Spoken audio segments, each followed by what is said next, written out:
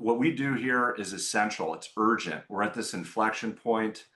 Costs are rising, regulations are shifting, staffing issues remain challenging, and yet demand has been greater in many areas. And so the stakes here aren't just about our industry, they're about families, communities, and the future of society.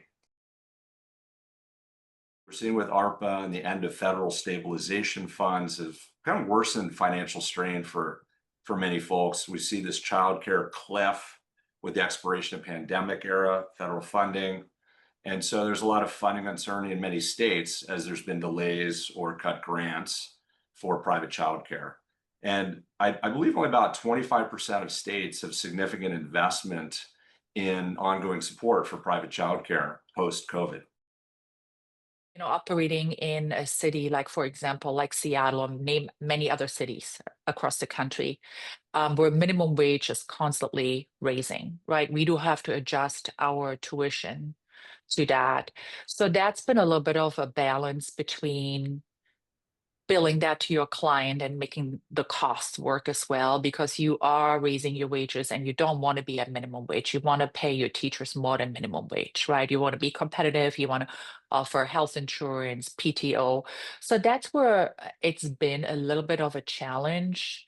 But if you plan for it in a proper way, it's something that can be overcome.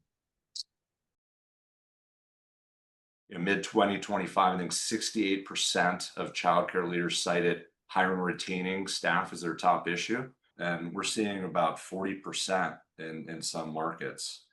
And I know it's top of mind for many of our attendees here. As far as enrollment, we're actually not seeing a dip in enrollment. We have infant wait lists that are 3.5, 4 years long. It gradually goes down and it varies per age. Whereas, for example, we are struggling, for example, to see our pre-K enrollment. So it really varies based upon what kind of age group you're looking at and what we're looking at least in our particular area. A lot of it has to do with age ratios. We can only have up to 8 infants per 2 teachers in our infant classrooms, whereas we can have the 24 in our pre-K. So a lot of that does have to do with the state ratios. Every state is slightly different. Um, but a lot of that also has to do with demand in the area. We're seeing a lot, specifically in northern Delaware, where they're cutting infant enrollment entirely because it's a loser. You're not making money, you're significantly losing money on every infant you enroll. And a lot of business owners are looking at that saying, I can't sustain this. Because I do belong to a lot of networking groups where there is private childcare centers in there advertising that they're low in enrollment in our area. So I really think that is the difference, that parents are not just looking for the regular childcare or daycare anymore. They want a quality early childhood program that offers a solid curriculum that prepares their children for the upcoming elementary school years.